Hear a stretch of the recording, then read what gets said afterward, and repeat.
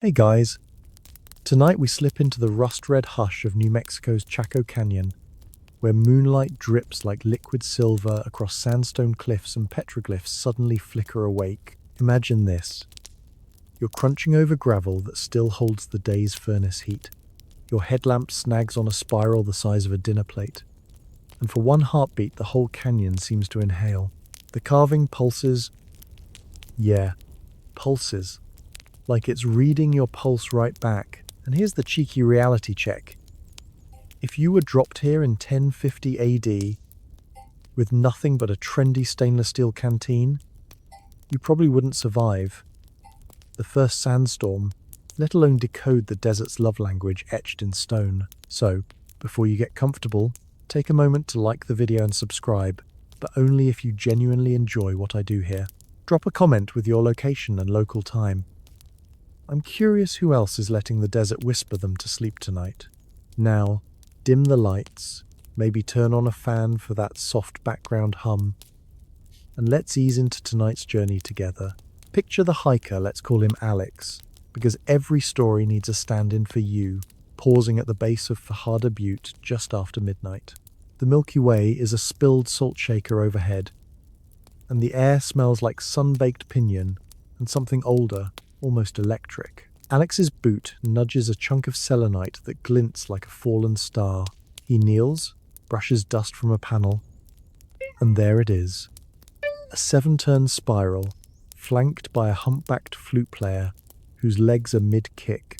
The figure's eyes are just 2 pecked dots, but under the moon they look amused, like he's been waiting 1,000 years for someone to notice the joke. Alex's phone flashlight trembles. The beam catches a second spiral, smaller, tucked inside the first like a secret. Mainstream fact. Incoming. Archaeologists carbon-dated charcoal from nearby hearths to around 1050 AD, placing these very petroglyphs at the height of the ancestral Puebloan building boom. Quirky tidbit, some fringe astronomers swear the big spiral tracks, the 18.6-year lunar standstill cycle, basically the moon doing its slow-motion hula every 2 decades. Historians still argue whether the carvers were mapping the sky or just doodling cosmic reminders to water the corn before the equinox. Geniuses. Why? Alex traces the groove with a finger that's suddenly ice-cold despite the 80-degree night. The sandstone feels alive, humming faintly. Or maybe that's the blood in his ears. He steps back, and the panel vanishes into shadow poof, like the canyon swallowed its own graffiti. A coyote yips somewhere down the wash.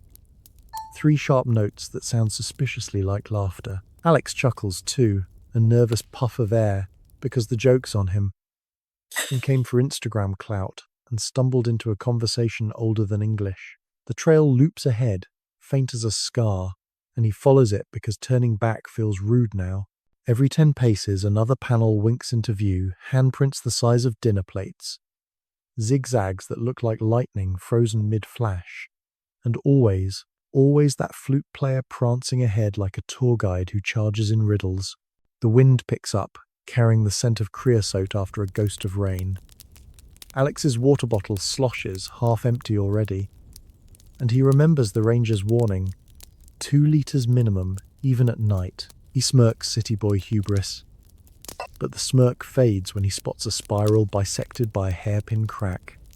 The crack wasn't there in the 1,930 seconds photos.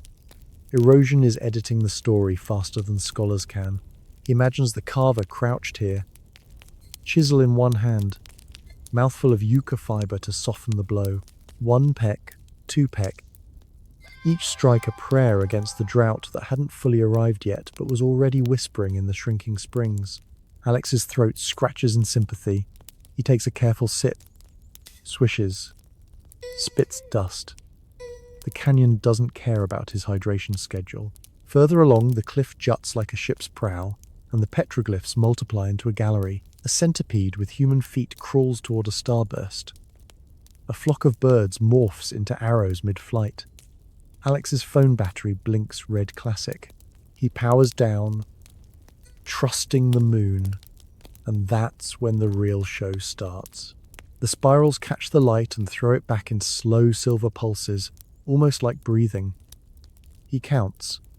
Inhale 4 seconds, exhale 4. The same rhythm his yoga app nags him about. Coincidence? Probably, but the fringe forums would lose their minds. Geomagnetic resonance, ley lines, Kokopelli moonlight raves. Historians still argue whether the panels were calendars, maps, or just ancestral post-it notes, saying, "Don't forget the pottery sale at Pueblo Bonito." Alex leans against the cool rock, eyelids sagging. The stone is a giant heat sink, drinking the day's fury and giving back velvet chill. Somewhere above, a nighthawk booms like a distant drum. He pictures the great houses below Chaco Canyon, Pueblo Bonito, empty now but once stacked 4-5 stories high, home to thousands. Mainstream fact: at its peak around 1050, Chaco Canyon was the ceremonial hub for a network stretching to Colorado, Arizona, maybe even Mesoamerica.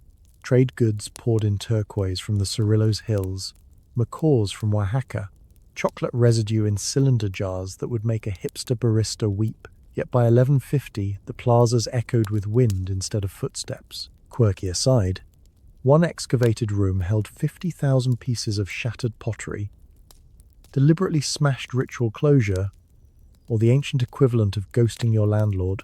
The moon climbs, dragging shadows across the panels like a slow theatre curtain. Alex's head nods. He jerks awake, embarrassed. But the canyon doesn't judge. It's seen worse.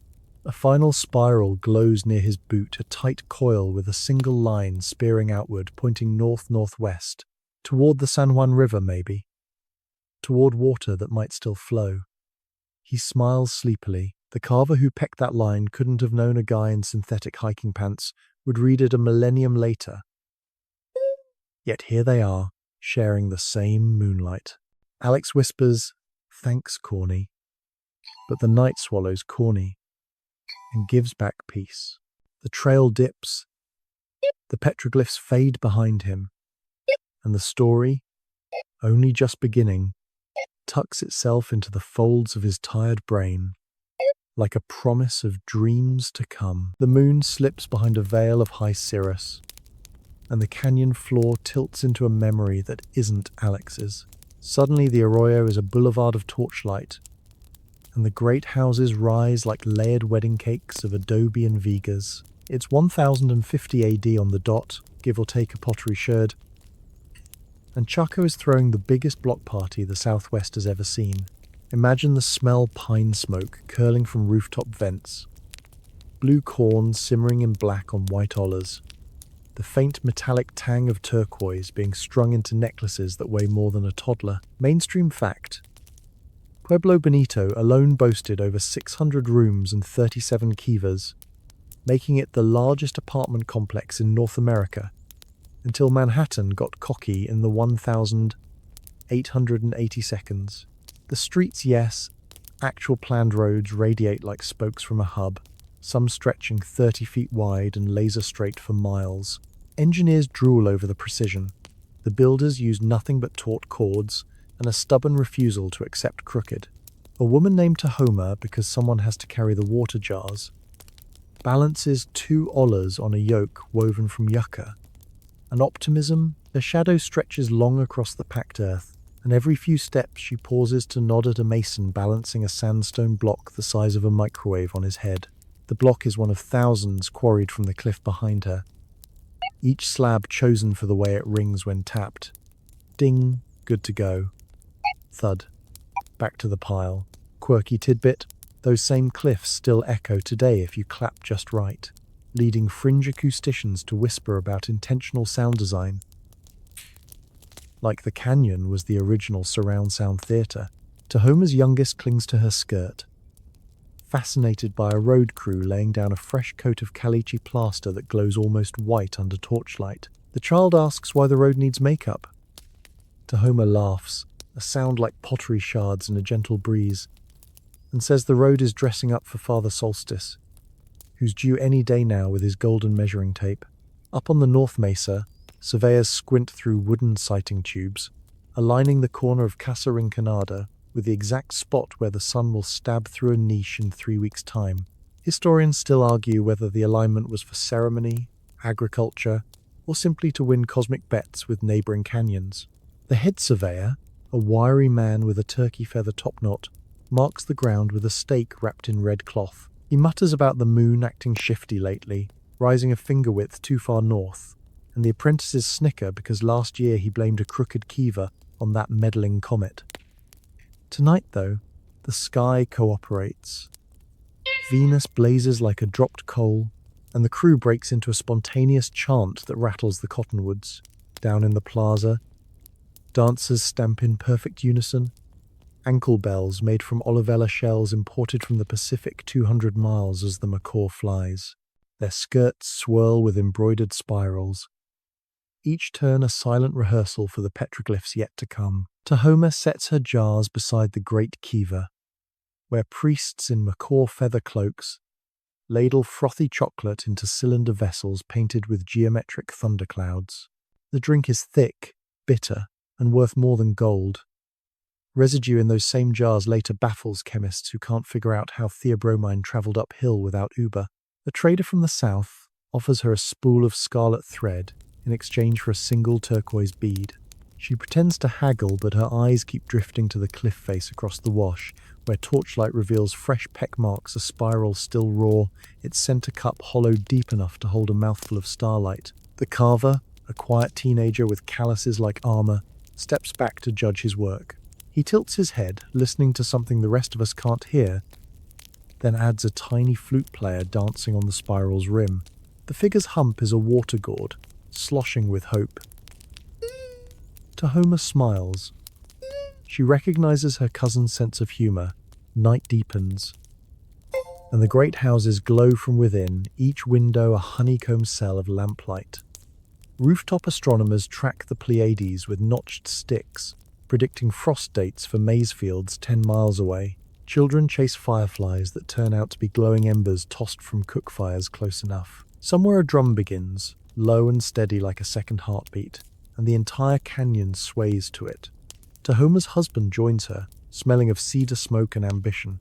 He's part of the road crew extending the North Road toward the San Juan, a project that will outlast them both. He jokes that the road is his love letter to grandchildren he'll never meet, and she swats him with a cornhusk doll for being sappy.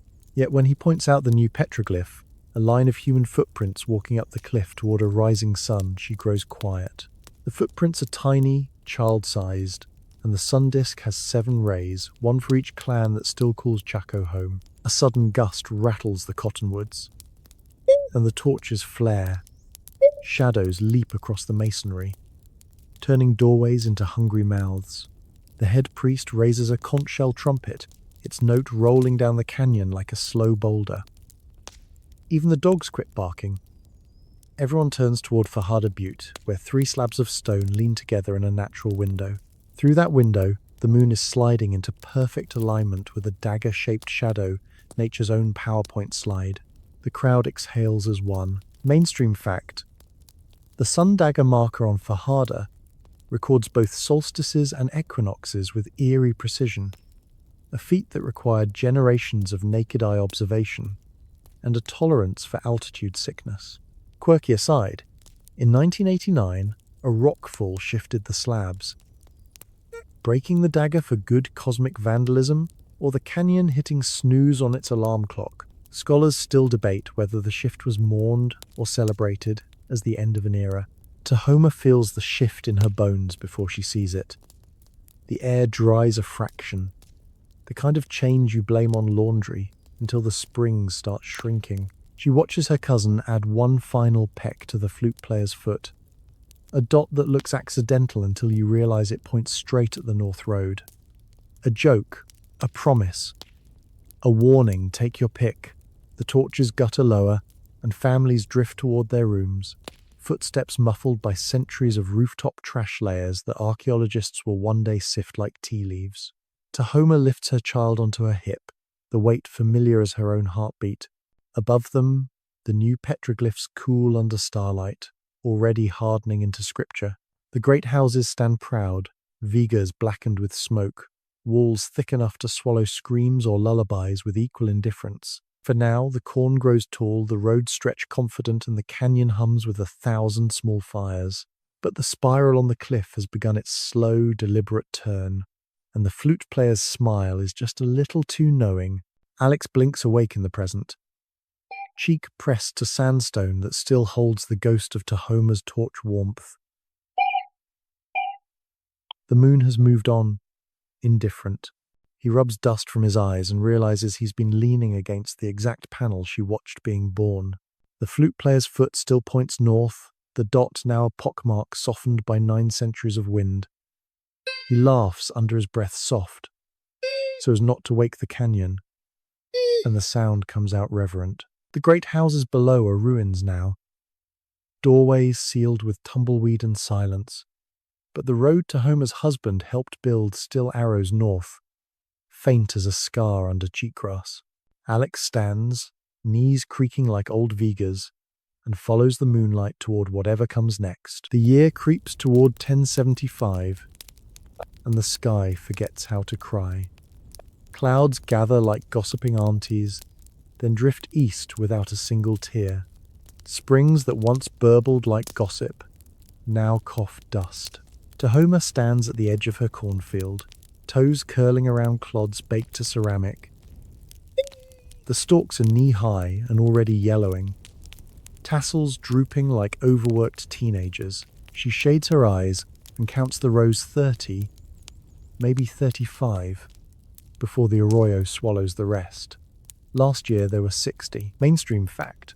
Tree ring data from bristlecone pines in the nearby mountains show the period from 1090 to 1150 as one of the driest stretches in 2,000 years, a megadrought that turned the southwest into a kiln. Tahoma doesn't need dendrochronology. She reads the story in the cracked mud of her metate, in the way her grinding stones skid instead of bite. Her neighbor, old Paho, limps over with a gourd rattle that sounds like dry bones arguing. He claims the rain priests up on the mesa have been arguing with the clouds in the wrong dialect. They're using Hohokam loanwords, he grumbles. No wonder the clouds are offended. Tahoma snorts gentle sarcasm. The Chacoan love language, but the joke lands flat because the irrigation ditch beside them is a bone-dry scar. Children who used to splash there now chase dust devils for sport. Paho shakes his rattle anyway, a desperate maraca, and for a moment the wind answers with a swirl that smells faintly of petrichor. Wishful thinking, but the scent lingers like a promise someone forgot to keep. Up on the cliff, the carvers work by torchlight because daylight is for farming and farming is for fools now. The same teenager who pecked the dancing flute player, let's call him Kin, chips away at a fresh panel. His chisel is a chunk of hematite tied to a juniper handle, and every strike sends a puff of sandstone confetti into the night. Tonight's design is a spiral with a jagged tail, like a serpent swallowing its own drought. He pauses to wipe sweat that refuses to bead, then adds a tiny cup mark at the center. Historians still argue whether those cupules were for holding pigment, cornmeal offerings, or just the ancient equivalent of stress balls. Kin presses his thumb into the hollow, feeling the stone drink his heat. He imagines future fingers doing the same, a chain of worry stretching across centuries. Down in the plaza, a council fire flickers low. The headmen argue in low voices, passing a cylinder jar of water so precious it might as well be liquid turquoise. One elder proposes digging deeper into the bedrock aquifer beneath Pueblo Bonito.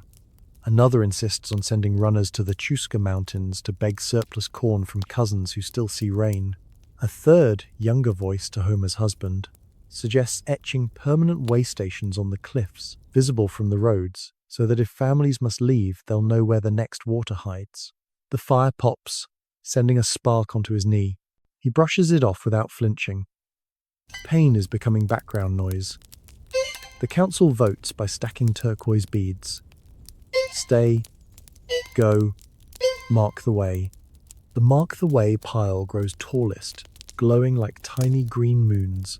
Kin hears the decision carried on the wind and redoubles his pecking. The spiral grows arms now, each arm a tendril reaching toward faint seeps he remembers from childhood places where willows still dare to leaf.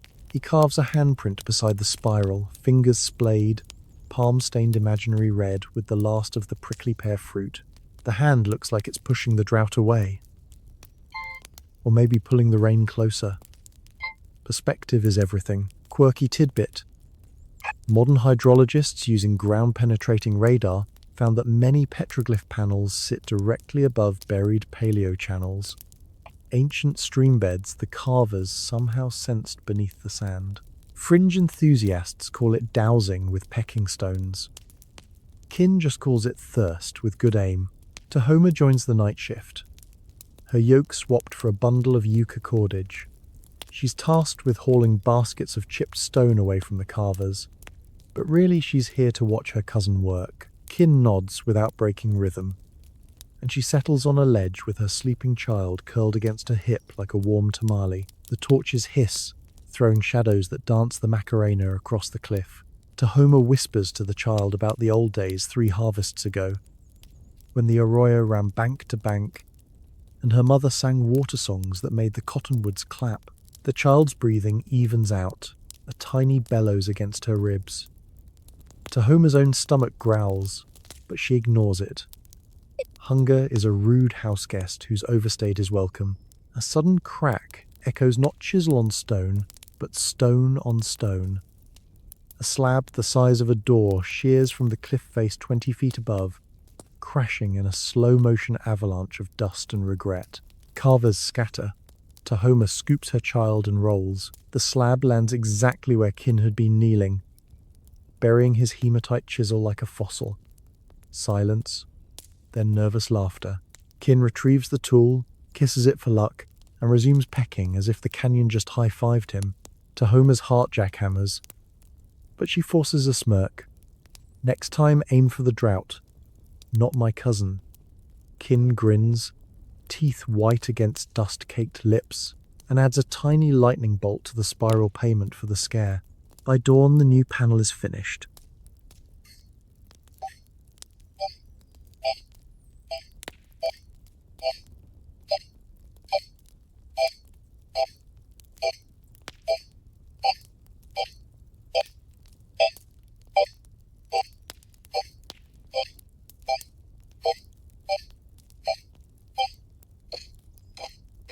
From the canyon floor, it looks like abstract art. From the North Road 2 miles out, it reads like a neon sign. Water this way, idiots. Mainstream fact: similar waterglyph clusters appear along migration routes to the northern San Juan, guiding families who left Chaco with nothing but seed corn and stubborn hope. Tahoma tests the visibility at sunrise, squinting from the road until the spiral winks back at her like a knowing eye. She feels a swell of pride so fierce it almost drowns the hunger. The sun climbs, indifferent as ever, and the temperature spikes 20 degrees in an hour. Lizards do push-ups on the hot stone, counting the seconds until shade. Tahoma shades her eyes and watches heat shimmers erase the horizon. Somewhere beyond that mirage, clouds stack like dirty cotton, but they never cross the invisible line the drought drew in the sky. She thinks of the cylinder jar in the plaza, now half empty, and guarded by 2 spearmen who look ready to fight the wind itself. A joke forms something about trading turquoise for a single raindrop, but it dies in her throat. Instead, she hums the water song her mother taught her, voice cracking like the fields. Kin appears beside her, chisel tucked in his belt like a sword. He offers a strip of dried rabbit. Apology for the near-miss boulder. She takes it, chews slowly, tasting sage and desperation. Together they study the new petroglyph from below. The serpent's tail points northwest, toward a spring Kin swears still trickles if you dig beneath the tamarisk. We'll mark the next one higher, he says, so the young ones can see it from the road when they're tall enough to walk alone. Tahoma nods, throat too tight for words. The child stirs, reaches out, and traces the serpent in the air with a sticky finger. The gesture is so certain, so trusting, that Tahoma almost believes the drought will blink first. Far off, A dust devil spins across the abandoned south fields, kicking up potsherds like confetti from a party no one remembers inviting. The great houses stand sentinel, windows blind with dust, but their doorways still face the cardinal directions as if expecting guests. Tahoma squares her shoulders, adjusts the child on her hip, and heads back to the plaza. There's a council tonight, and she's bringing the serpent's promise etched in her mind. The megadrought tightens its grip, but the canyon has started writing back in stone, and the conversation is far from over. Alex, dozing against the cliff in the present, feels the temperature drop as the memory fades. His cheek is numb from the rock, and for a moment he swears he tastes rabbit and sage on the night air. He sits up, disoriented, and the serpent spiral glimmers faintly in moonlight. Its cup marks dark little mouths whispering locations he'll never find. He smiles sleepily. Chaco. 1. Dehydration. Still undefeated, and lets the wind carry him forward. The serpent spiral dries into legend overnight, and Kin's chisel never rests.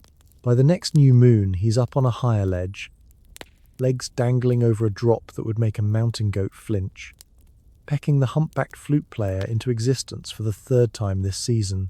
This Kokopelli is different.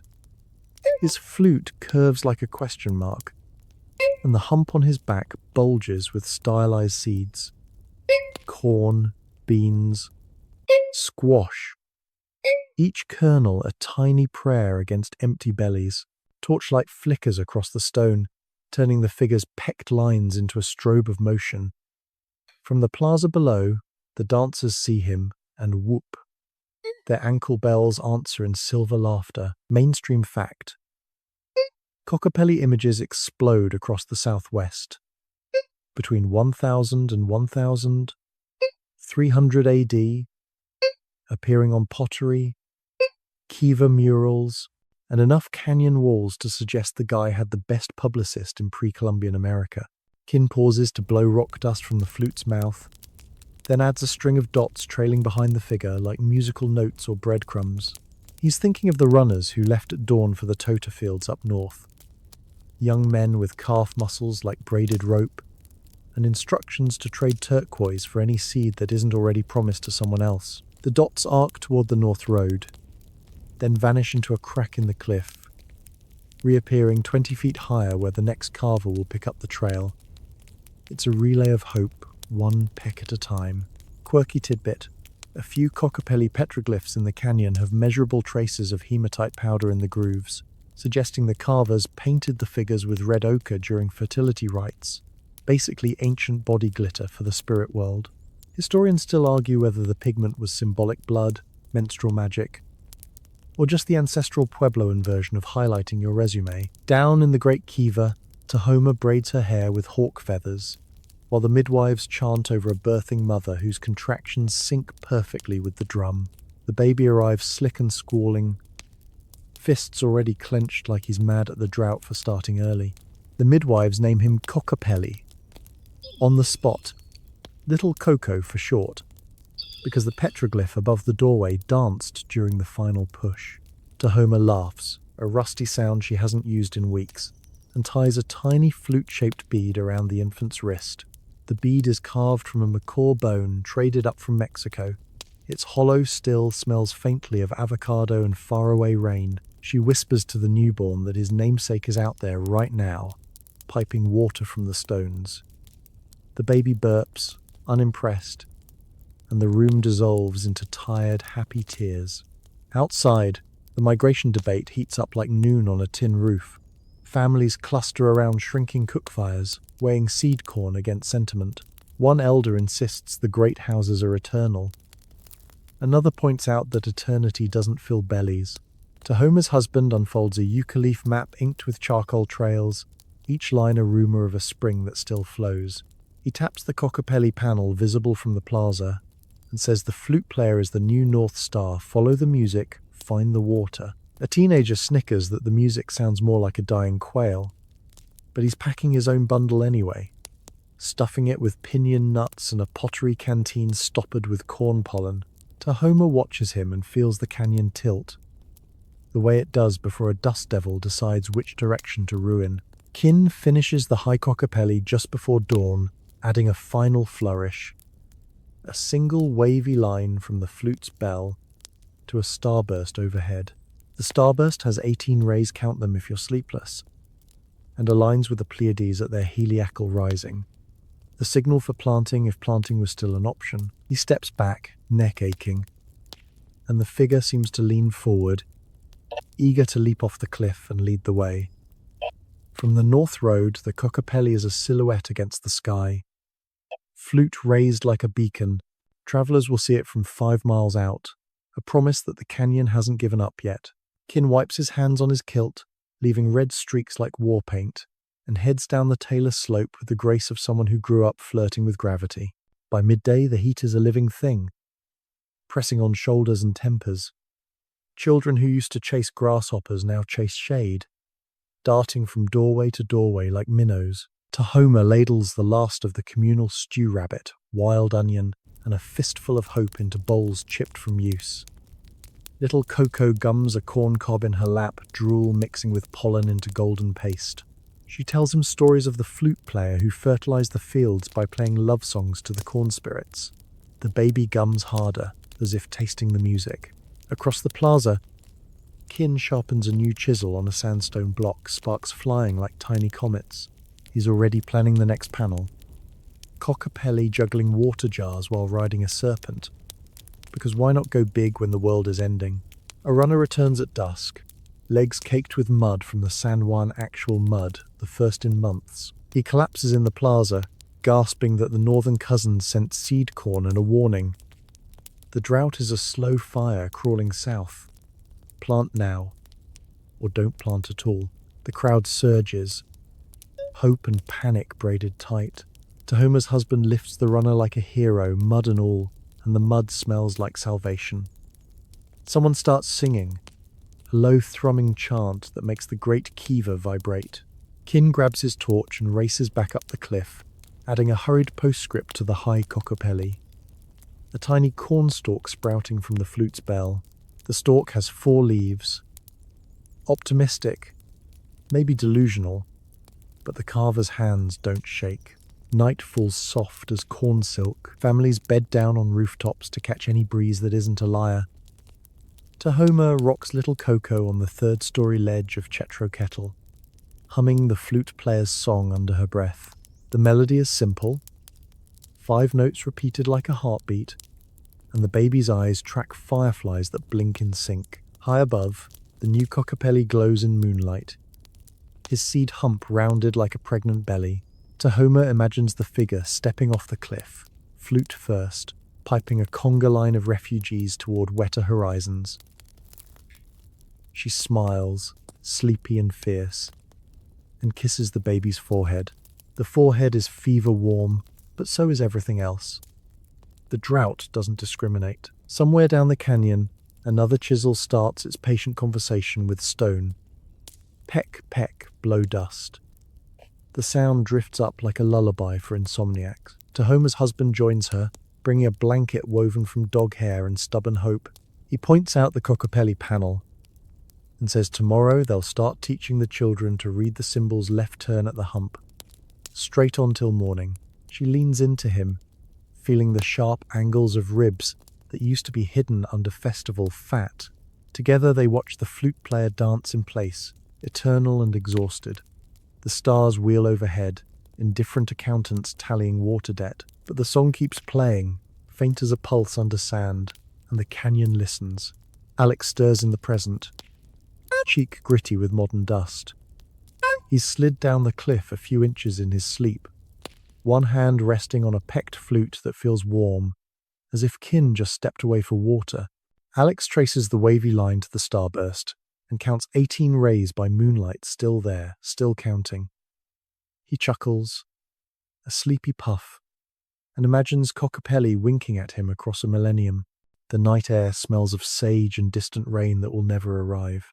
He pulls his jacket tighter, settles back, and lets the music carry him deeper. Kin's chisel sings its small, stubborn song long after the torches burn to nubs. The cliff face is a patient listener, drinking every peck the way parched soil drinks a thimble of rain. Tonight he's working lower, closer to the arroyo where the great houses huddle like gossiping elders. The panel is wide, 3 body lengths, and the stone here is softer, almost creamy, begging to be shaped. He starts with a grid of shallow dots, each one a star in a private constellation only the thirsty will read. Between the dots he carves channels no wider than a yucca needle, linking them into a maze that ends in a single deep cup. Pour water here, the maze whispers, and it will find every crack, every hidden seep. Mainstream fact: similar water catchment petroglyphs near Mesa Verde funnel runoff into natural tanks, proving the Ancestral Puebloans engineered microhydrology with nothing but stone tools and spite for gravity. Tahoma arrives with a gourd of pine pitch glue and a bundle of turkey feathers. Her job is to seal the channels once Kin finishes, turning the panel into a working map. She tests a groove with her pinky. It's smooth as a river stone, and the thought of water sliding along it makes her mouth ache. Little Coco toddles behind her. Clutching a stick he insists is a flute. Every few steps he blows across the end, psst, and grins when the canyon echoes back a hollow note. Tahoma warns him not to peck the cliff. The stone is for grown-ups who've earned their hunger. The baby considers this, then pecks anyway, adding a microscopic dimple beside Kin's maze. Kin pretends not to notice, but the corner of his mouth twitches, apprentice accepted. High above, the earlier Kokopelli keeps watch, his seed hump now dusted with starlight. Kin glances up and salutes with the chisel, a private joke between artists. Then he returns to the maze, adding symbolic barriers. A zigzag for flash floods, a row of handprints for stop and dig here. The handprints are Tahoma's pressed into damp clay yesterday, transferred tonight with charcoal outlines. Her palm lines are etched forever, a love letter to whoever inherits the drought. Quirky tidbit: infrared photography reveals faint fingerholes in some Chaco handprint petroglyphs, suggesting the carvers pressed actual hands into wet pigment. 4 pecking, ancient biometric signatures, or the world's oldest high five. Historians still argue whether the prints marked clan territory, puberty rites, or simply, I was here and I was thirsty. A night breeze stirs, carrying the scent of creosote and distant lightning that will fizzle before it arrives. Kin works faster, shoulders burning. He's racing the moon. When it sets behind the mesa, the torches will be too dim for detail. Tahoma lights a second one from the first, the flame leaping like a hopeful frog. Little Coco mimics her, waving his stick torch and nearly setting his hair alight. Tahoma snatches him up, heart in her throat, and the baby laughs, because near disaster is the best game. She kisses the top of his head, hot, sticky, alive, and sets him on a ledge with strict instructions to guard the glue pot. He salutes with the stick, solemn as a priest. The maze grows intricate, channels branching into smaller channels, each terminus a cup or a spiral. Kin carves a tiny Kokopelli at the center, flute replaced by a dipper gourd pouring an imaginary stream. The stream loops through the handprints, collects in a basin shaped like a crescent moon, then spills over the panel's edge into a groove that runs the entire length of the cliff. From the arroyo below, the groove will catch real runoff if rain ever deigns to visit, and funnel it into a cistern the masons are lining with clay tomorrow. It's a Rube Goldberg machine in sandstone. Equal parts genius and desperation. Kin steps back, rolls his neck, and the panel seems to shimmer, thirsty for the demonstration. Tahoma begins sealing. She warms the pine pitch over a clay lamp, the scent sharp and festive, then drips it along the channels with a turkey feather brush. The pitch cools black and glossy, a miniature river frozen mid-flow. Where it crosses a handprint, the charcoal outline darkens, and for a moment Tahoma's palm looks wet, as if the stone is sweating on her behalf. She seals the final cup, presses a pollen blessing into the pitch, and the panel is done map, prayer, and plumbing, all in one. Little Coco claps, stick raised in victory, and the echo bounces down the canyon like applause from ghosts. Dawn leaks pale pink over the mesa, and the carvers descend for breakfast. Pinole and water so thin, it's mostly memory. The cistern crew is already at work, singing a digging song that keeps rhythm with hammerstones on clay. Tahoma ladles the pinole into bowls carved from cottonwood knots, each bowl a family heirloom older than the drought. Kin eats standing, eyes on the new panel. From this angle, the channels catch the first rays and glow like molten copper. He nudges Tahoma and points. A lizard is already drinking from the groove, tiny tongue flicking pitch-scented droplets that collected overnight from dew. Proof of concept, courtesy of a reptile with no agenda. Word spreads faster than gossip at a potluck.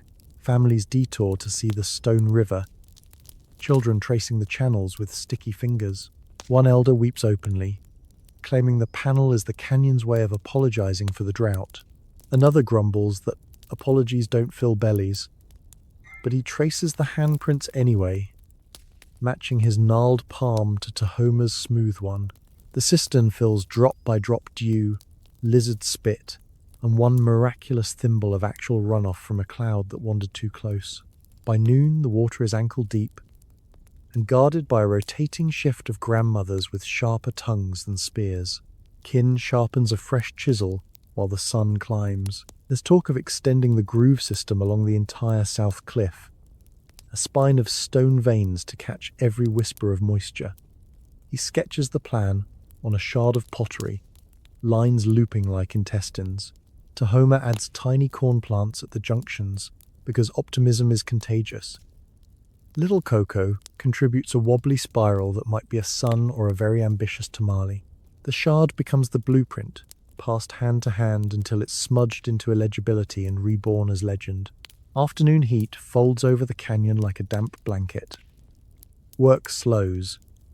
Even the lizards nap. Tahoma retreats to the shade of a doorway, nursing Coco while Kin naps against the cistern wall, chisel across his lap like a sword. The water glints, a silver coin in a beggar's cup. She counts the droplets on the Stone River 23 visible, probably twice that hidden, and multiplies by days, by people, by hope. The math is fuzzy, but it's enough to keep her humming. High above, the sealed channels darken as pitch cures, the panel aging into permanence before their eyes. A runner arrives at twilight, dust-caked and wild-eyed. The northern cousins report cracks in their own reservoirs. The drought is a tide that rises everywhere. He drinks from the cistern, eyes widening at the taste, clean, cold, impossible. Tahoma refills his gourd without a word. The runner studies the Stone River, traces a channel to its source, and laughs a cracked, joyous sound. "You're teaching the cliff to cry," he says.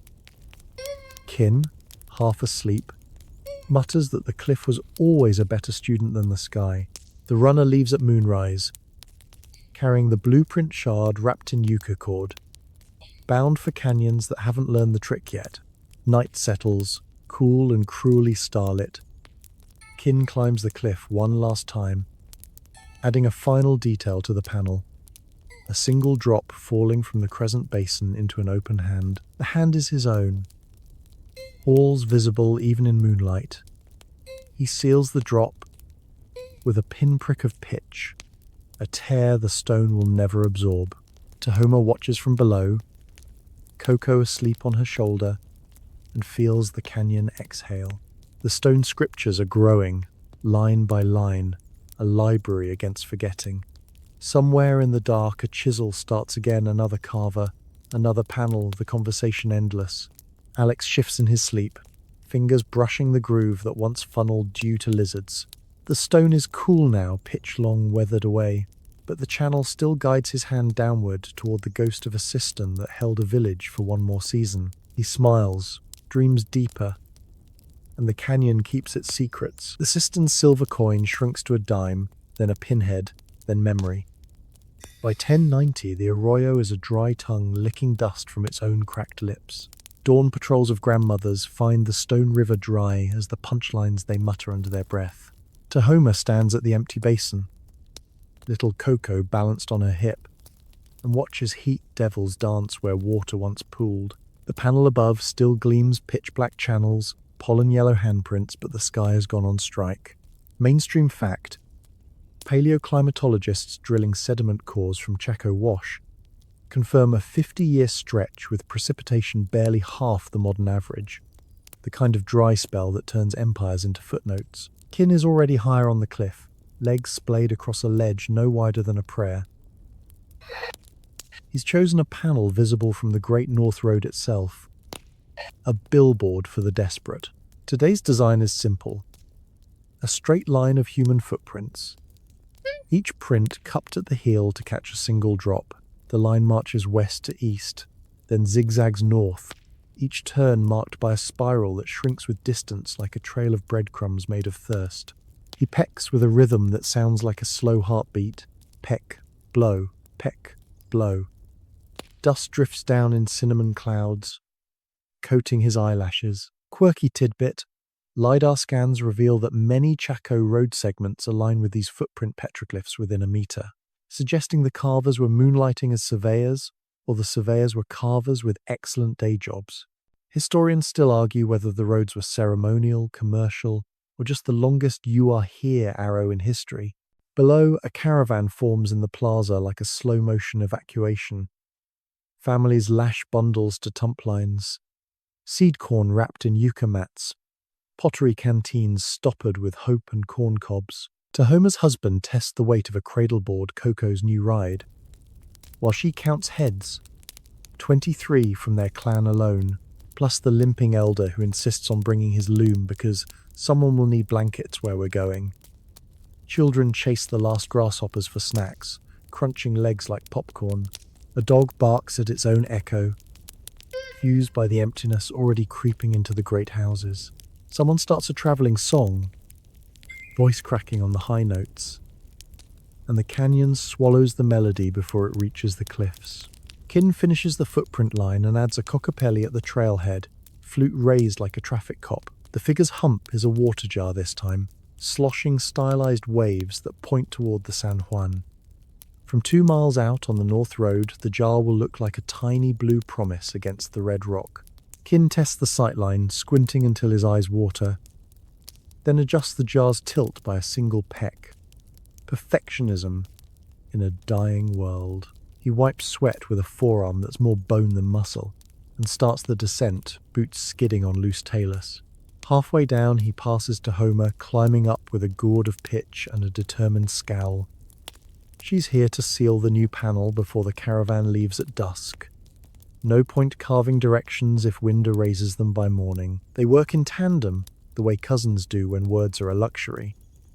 Kin pecks the final spiral, while Tahoma warms pitch over a twig fire no bigger than a dinner plate. The smoke smells of pine and goodbye. Little Coco, now walking with the wobble of a drunk turkey, toddles between them, handing out pebbles like payment. One pebble lands in the pitch and sizzles. Tahoma fishes it out with a stick and flicks it at Kin. He catches it mid-air, kisses it for luck, and presses it into the wet pitch beside a footprint. Future archaeologists will catalogue it as intrusive lithic and argue for decades. The cousins grin, score 1 for mischief. By noon, the panel is sealed, channels glossy and black, prints so crisp you could lace sandals into them. From the road, the line glows like a fuse leading out of the canyon. Tahoma shades her eyes and imagines the view from a traveller's perspective. Great houses shrinking to toys, cliffs rising like red sails, and they're unmistakable, the footprints marching north. She feels a tug behind her sternum, half pride, half grief. Kin slings an arm around her shoulders, bony, but warm. If they follow the feet, he says, they'll find the spring above Salmon Ruins. Told my brother to leave a marker. Tahoma nods, throat too dry for thanks. The spring is a rumour now, but rumours are currency. The caravan moves out at twilight, a dark ribbon against the pale road.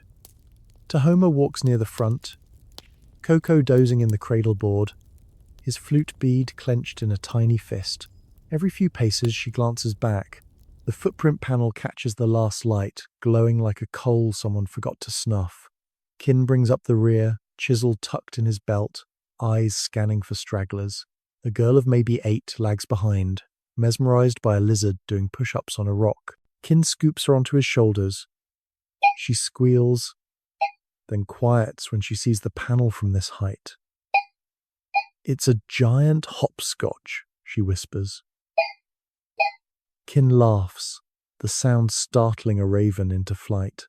"Exactly," he says. "Hop to water, skip the dying part." Night falls in layers. The caravan strings out along the North Road, torches bobbing like fireflies with deadlines. Behind them, Chaco's great houses stand empty, doorways yawning black. Wind whistles through abandoned kivas, playing a dirge on turkey bone flutes no one packed. Tahoma hums to Coco, the same 5-note Kokopelli song, softer now, paced to footsteps. The road is straight as a thrown spear, but every mile feels uphill. Stars wheel overhead, indifferent navigators. Somewhere ahead, the footprint petroglyphs wait at crossroads, ready to point the way.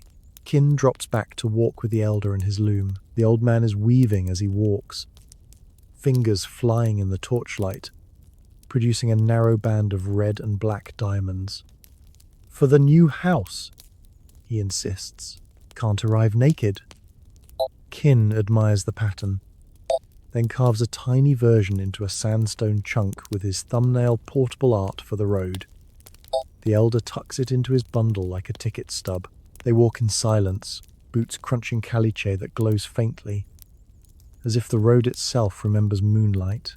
Hours later, the caravan crests a low ridge. Tahoma pauses, turns. Chaco is a dark smudge against darker hills. The footprint panel, a single spark on the cliff. She lifts Coco's hand and waves it at the canyon goodbye. "Thank you. Don't forget us." The baby waves back, sleepy and solemn. Kin joins her, adds his own wave, chisel raised like a toast. Then they turn north, following their own stone breadcrumbs into the starlit unknown. Dawn finds them 10 miles out, footprints in the dust already softening under wind. The girl on Kin's shoulders spots the next panel, first a Kokopelli juggling water jars, carved by his brother months ago. She points, triumphant. The caravan adjusts course without breaking stride.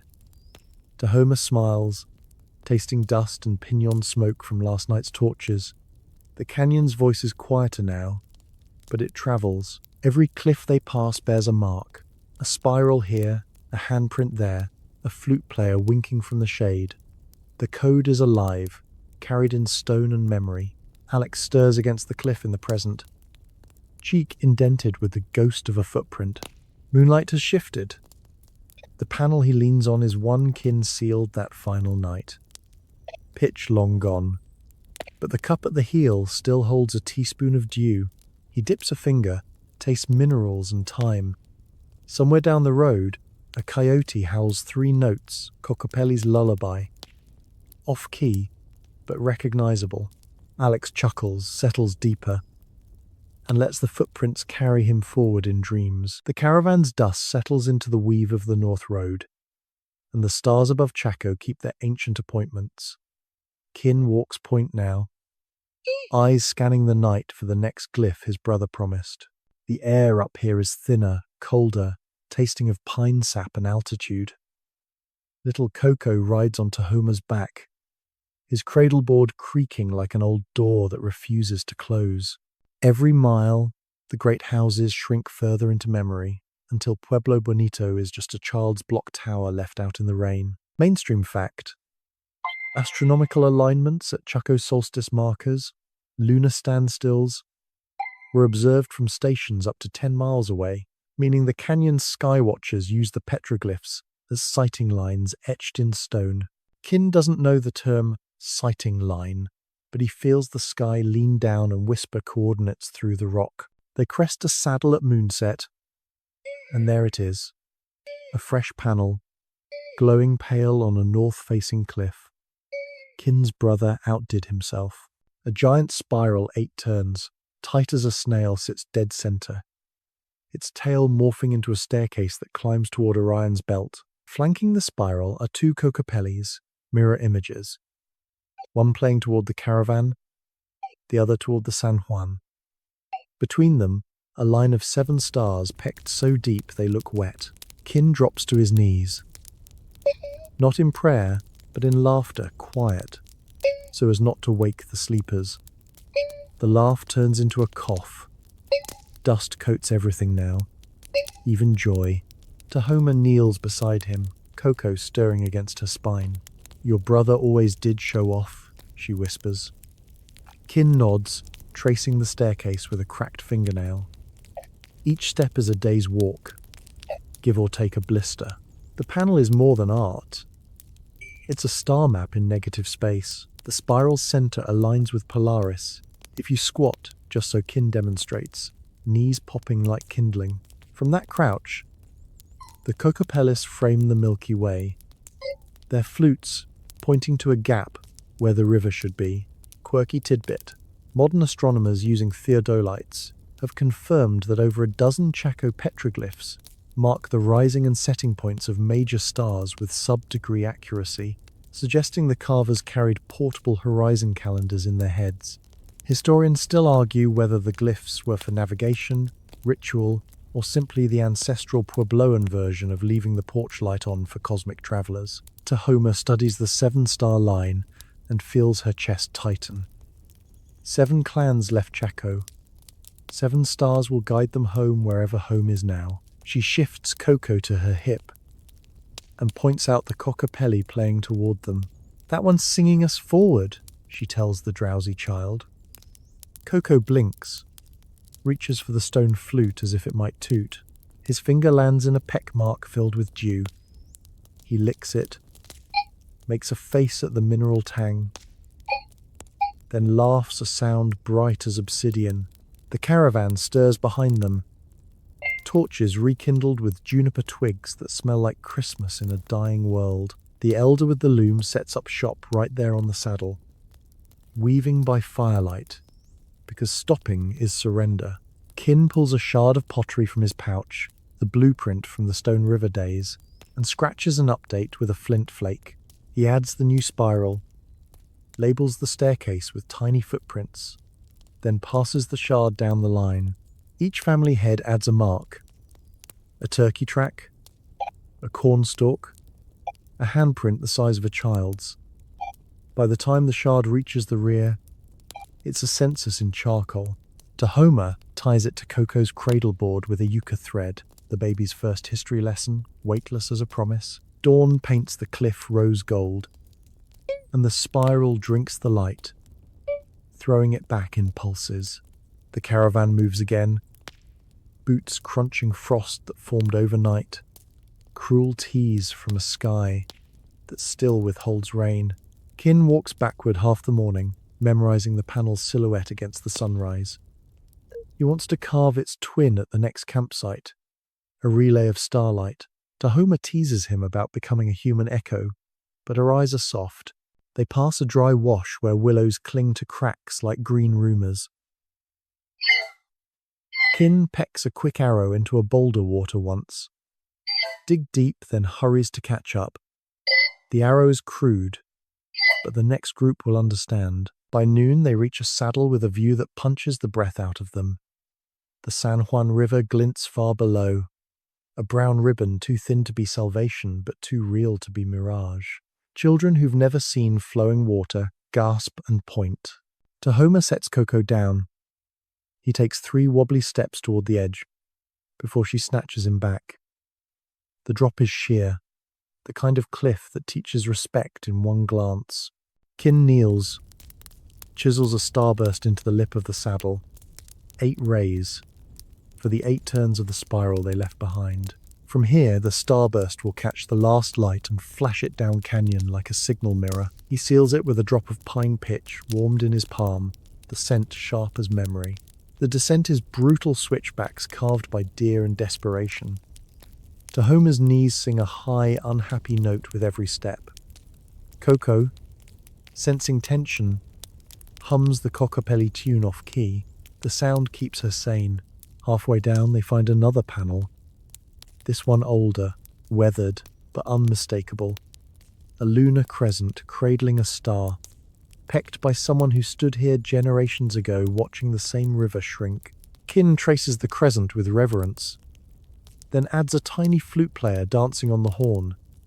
Continuity in a changing world. At river level, the heat folds over them like a wet blanket. But the water, oh, the water is real. It's muddy, slow, and tastes of upstream snowmelt. But it's wet. Families drop bundles and wade in up to their knees, splashing like children who've forgotten grief. Tahoma cups a handful, lets it trickle over Coco's head. The baby shrieks with delight. Kicks, sends droplets flying like scattered turquoise. Kin drinks until his belly sloshes, then fills every canteen, every olla, every hopeful mouth. The elder sets up his loom on the bank, weaving water songs into cloth. The river doesn't care about their joy. It keeps sliding past, indifferent as time. Night 2 on the road, they camp under cottonwoods that rattle like bones in the breeze. Kin climbs a low bluff and carves the promised twin spiral, smaller but faithful. He aligns it with the North Star using a stick and a prayer, then adds the 7-star line from the saddle panel. Tahoma brings him cold corn cakes wrapped in willow leaves.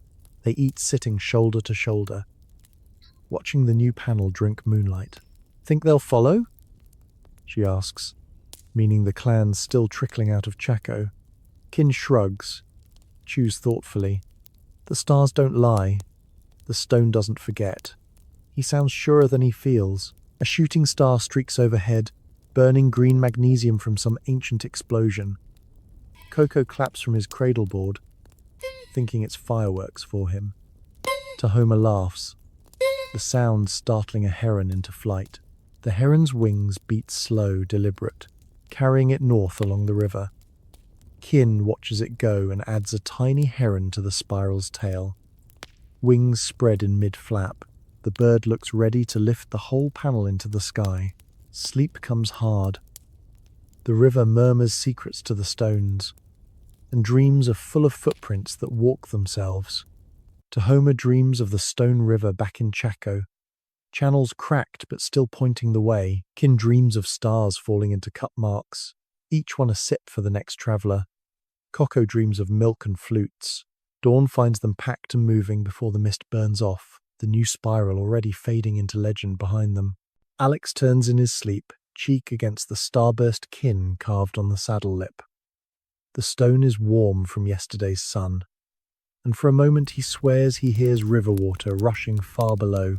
He smiles, half awake, and follows the heron north in his mind, 1 star at a time. The river keeps its promises for exactly 3 days. Then it thins to a polite suggestion, braided channels separated by sandbars wide enough to host a dance. The caravan strings out along the north bank, boots sucking at mud that smells of fish and disappointment. Tahoma's bundle grows heavier with every mile. The seed corn inside has started to sprout in the damp, pale green tongues licking at the yucca wrapping.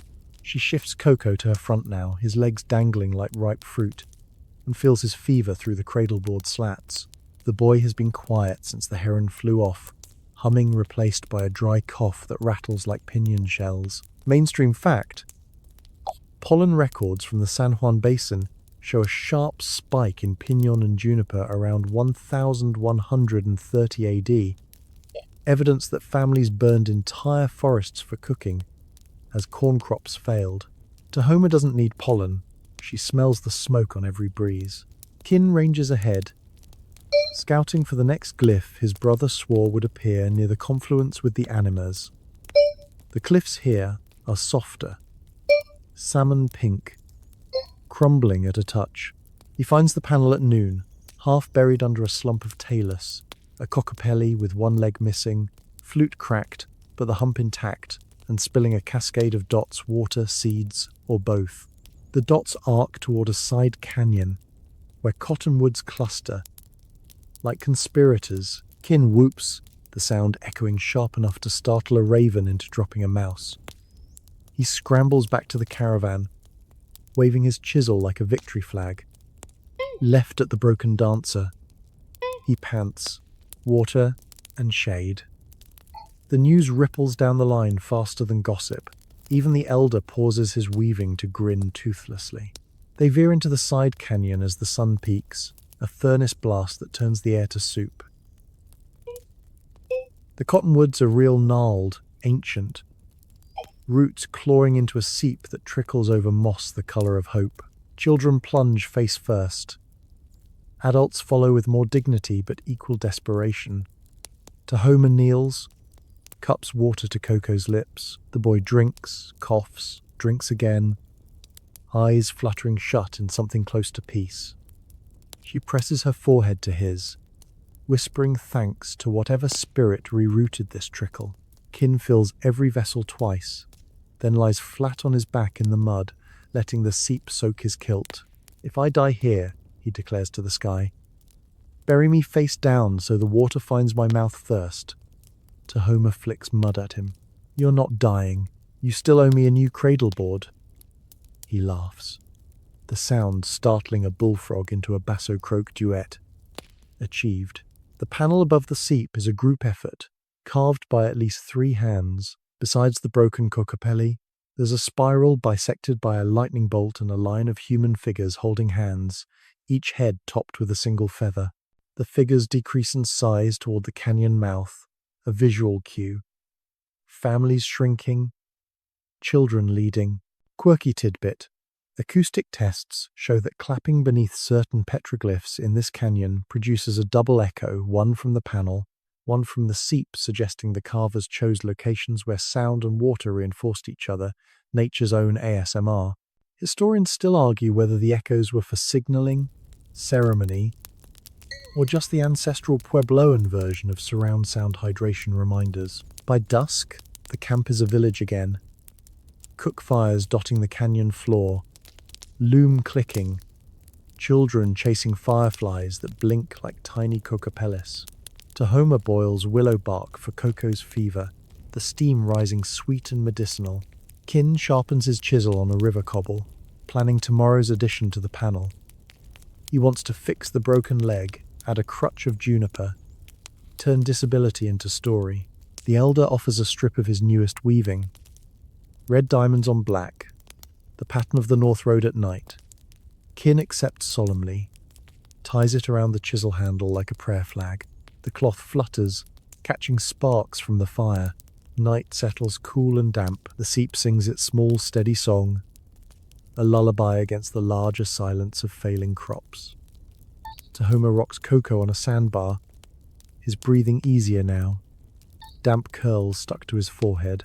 She tells him about the stone river back in Chaco, how the channels still wait for rain that may never come. "But here," she whispers, "the stone learned to cry." Coco's eyes reflect the fire, twin embers. He reaches up, touches her cheek, leaves a muddy handprint.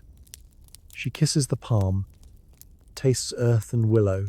Across the fire, Kin carves by flame light, adding the crutch and a tiny cradle board to the smallest figure in the line. The carving is no bigger than a thumbnail, but the detail is fierce. Woven pattern, fringe, even a bead for Coco's flute. A runner arrives after moonrise. A woman from the Tota clans, with cheekbones sharp as obsidian. She brings news. The great kivas up north are half empty, fields cracked like old pottery. But the river still flows barely, and there's room if the Chacoans bring seed and strong backs. She eyes the seep, the panel, the woven chisel flag. "Your brother said to follow the broken dancer," she says. Kin nods, offers her a corn cake still warm from the ashes. She eats standing, dust swirling around her calves like a skirt. Before leaving, she presses a turkey feather into Kin's hand payment and promise. Dawn mist cloaks the canyon, turning the cottonwoods to ghosts.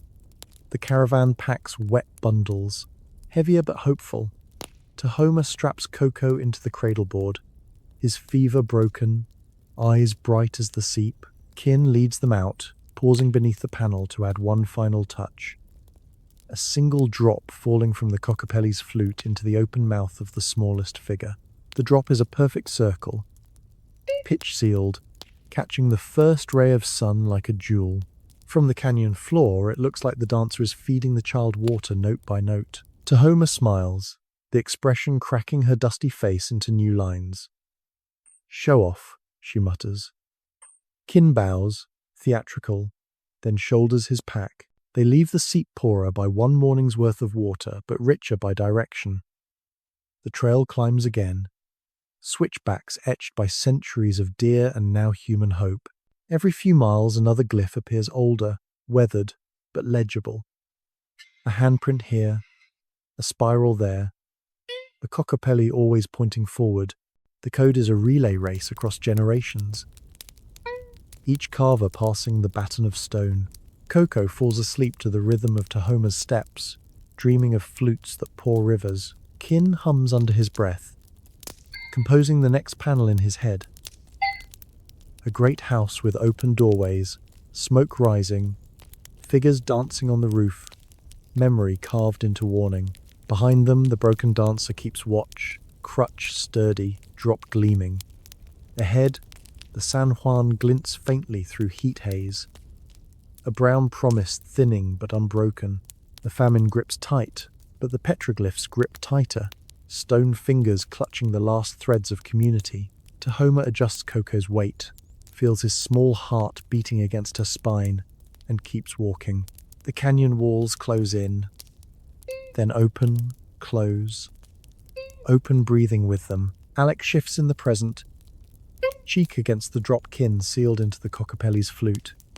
The stone is cool, the pitch long gone, but the circle is still perfect, a dark eye winking in moonlight. He dreams of cottonwoods and willow tea, of a child's cough easing into song. Somewhere down canyon, a bullfrog croaks the baseline. Alex smiles, settles deeper, and follows the broken dancer north. The San Juan is a lyre with a silver tongue. From the ridge it sparkled.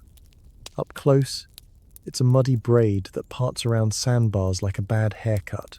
Still, the caravan spills onto the floodplain at dusk, a dark knot of exhaustion and stubborn hope. Tahoma's feet find purchase in silt that sucks at her ankles, each step a small betrayal of balance. Coco, fever gone but legs wobbly, clings to her neck and points at the water as if it's a mirage he's allowed to touch. Kin drops his pack, kneels, and scoops a handful brown, warm, alive.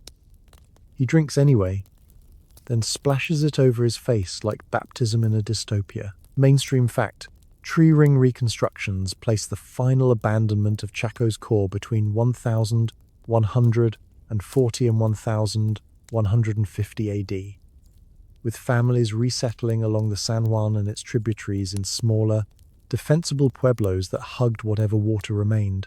They camp on a bench above the floodline, cottonwoods rattling overhead like gossiping bones. The Tota clans greet them with cautious nods and bowls of thin stew rabbit, wild onion, and the last of someone's stored beans. Tahoma accepts a bowl, tastes salt and smoke, and nearly weeps. Kin trades his chisel-sharpened flint for a clay cup of river water, so clear it must have been filtered through sand and prayer. Children from both groups eye each other across the fire, then merge in a game of tag that ends with everyone muddy and laughing. The elder sets up his loom between two saplings, weaving by firelight the click of the heddle a metronome for rebuilding. Kin wastes no time. At dawn he's on the south-facing bluff overlooking the new settlement, chisel singing against rosy sandstone. The panel is ambitious, 5 body lengths wide, a mural in pecs. Center stage, a great house, but smaller than Pueblo Bonito. Doorways open like welcoming arms. From the roof, tiny figures dance in a line, each holding a water jar overhead. The jars spill stylized streams that pool into a spiral at the base, then flow into the real river below. Kin carves the river as a thick rope of zigzags, thick enough to promise permanence. Quirky tidbit: ground-penetrating radar near Aztec ruins shows buried canals that match petroglyph river lines within centimeters, hinting the carvers were drafting irrigation plans centuries before Europeans dreamed of ditches. Historians still argue whether the glyphs were blueprints, propaganda, or simply ancestral fan art for wetter days. Tahoma joins him at noon, with Coco riding her hip like a prince surveying his kingdom. She's brought cold corn cakes and a gourd of willow bark tea for Kin's shoulders, which knot tighter than yucca cord. The boy watches the chisel flash, fascinated by the spray of sandstone confetti. When Kin pauses to blow dust, Coco leans out and pecks the stone with a pebble tap mimicking perfectly. Kin laughs, hands the child a turkey feather to sweep the groove. Apprentice, day 1. Tahoma rolls her eyes but ties a strip of red weaving around Coco's wrist official uniform. Word spreads. Families drift up the Taylor slope to watch the mural grow. A Totar woman adds her handprint to the great house wall, palm pressed into damp clay. Kin, mixed with river water. Another carver, Kin's brother, cheekbones sharper than memory, appears with his own chisel and a grin wide as the floodplain. Together they extend the dancing line, adding children at the front, elders at the back, a visual reminder that everyone carries the code. The brother carves a tiny loom into the elder's hand. Kin answers with a flute in a child's. The mural becomes a census, a promise, a love letter to whoever comes next. By twilight, the panel is sealed, pitch glistening like fresh blood. From the settlement below, it glows great house, dancers, river, spiral, all catching the last light and throwing it back in pulses. Tahoma stands at the base, Coco asleep against her shoulder, and feels the canyon exhale. The famine still gnaws, but here is proof it can be outlasted. Stone memory, water memory, people memory. Kin's brother claps him on the back, offers a macaw feather traded from the south. Kin tucks it behind his ear. Instant peacock. They descend together, boots sliding in loose scree, the mural shrinking but never disappearing. Night settles thick with river mist. Cook fires dot the bench like fallen stars. Tahoma ladles stew into bowls, her hands steadier than they've been in months. Coco gums a corn cake, drool mixing with pollen into golden paste. Kin sharpens a new chisel river cobble this time, harder, longer lasting. He's already planning the next panel. A map of seeps and springs within a day's walk, each marked with a cup that will hold real water when rain finally remembers its job. The elder weaves a blanket wide enough for 3, diamonds within diamonds, the pattern of the new great house taking shape in wool. A runner arrives after moonrise, a girl no older than 10, with legs like reeds and news from the south. Chaco is empty now, doorways sealed with tumbleweed and silence. The last family left at equinox, following the footprints north. She recites the panels she passed: serpent spiral, broken dancer, starburst saddle, each one a breadcrumb that led her here. Kin gives her the macaw feather. She tucks it into her hair and grins, sudden and fierce. Tahoma offers stew. The girl eats standing, eyes on the mural glowing above. "It's bigger than the sky," she whispers. Kin shrugs, modest. Sky's overrated. Stone stays. Sleep comes easier beside the river. Tahoma dreams of the stone river back in Chaco, channels cracked but waiting. Kin dreams of dancers stepping off the cliff, water jars sloshing, feet leaving wet prints on the floodplain. Coco dreams of flutes that pour milk. Dawn finds the settlement stirring, smoke curling into cottonwoods. The mural already part of the landscape. Children trace the river rope with sticky fingers, learning the path by heart. The code has migrated, carried in stone and blood and stubborn hope. Weeks blur. The new pueblo rises smaller rooms, thicker walls, roofs low enough to touch the stars. Kin carves a doorway lintel, Kokopelli piping a conga line of cornstalks into the kiva. Tahoma plants the sprouted seed corn in floodplain silt, each kernel a promise against the next dry spell. Coco toddles between them, pebble in hand, pecking practice grooves into every flat stone. The river shrinks but never quite dies, a brown pulse keeping time with the chisel. One evening, Kin climbs the bluff alone. The mural has weathered a month of wind and still sings dances mid-step. River flowing, spiral spinning. He adds a final detail. A tiny handprint at the spiral's center.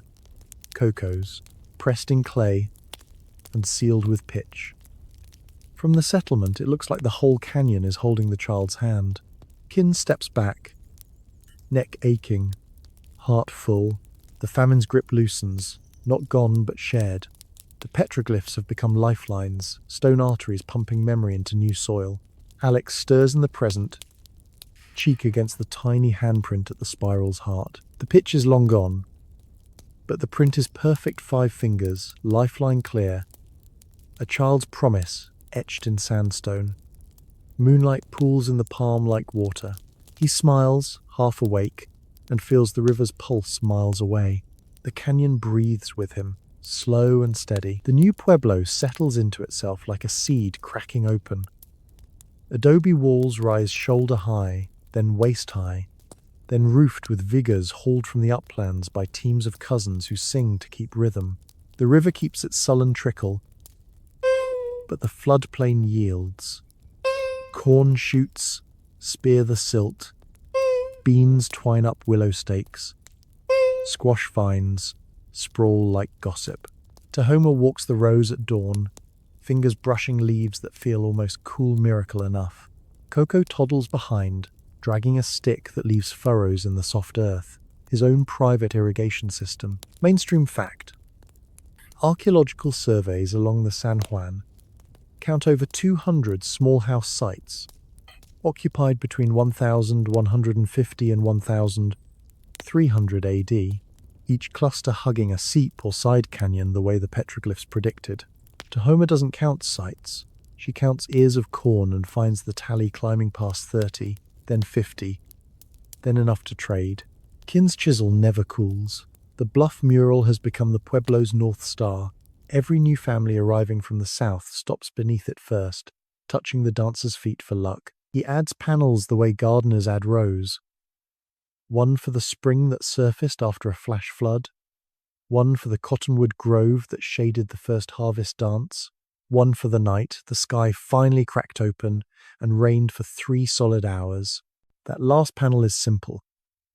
A single spiral with rain lines slanting across it, each drop a peck so deep it holds shadow all day. Children slide down the Taylor slope on their butts, shrieking, and land in puddles that linger like souvenirs. Quirky tidbit. Spectrographic analysis of rainwater collected in petroglyph cupules shows elevated tritium levels, proof the depressions still trap and store. Precipitation centuries later, ancient rain barrels carved by optimists. Historians still argue whether the carvers planned micro-reservoirs or simply liked the way water looked in stone. Years slip by the way. River water slips over stones. Quiet, relentless, shaping everything. Coco grows tall enough to need a new cradle board, then tall enough to swing a chisel beside Kin. His first solo panel is a Kokopelli, with legs too long and a flute that looks suspiciously like a corn cob, but the hump spills real seeds, sunflower, amaranth, hope. Tahoma seals the grooves with pitch warmed over a soapstone lamp, humming the old 5-note tune. The Pueblo gathers at dusk to watch the ceiling, torches flickering, dogs barking at their own shadows. Someone starts drumming on an overturned olla. Feet stamp. The dance begins before the pitch cools. The mural grows a new arm that night, dancers stretching toward the river that finally runs bank to bank after a monsoon that smells like forgiveness. The great houses of Chaco are ghost stories now. Doorways filled with sand. Kivas collapsed into themselves. Runners still pass through, trading turquoise for pottery. Stories for salt. They speak of panels weathering but legible. The serpent spiral cracked yet pointing. the broken dancer still hopping on one leg and a crutch. Kin listens, nods, adds a tiny great house to the edge of the rain panel roof caved. But doorways open, a reminder that abandonment is not the same as defeat. Coco, now 10 and all elbows, asks why the old houses look sad in the carving. Kin shrugs. Stone remembers everything. Even the parts we'd rather forget.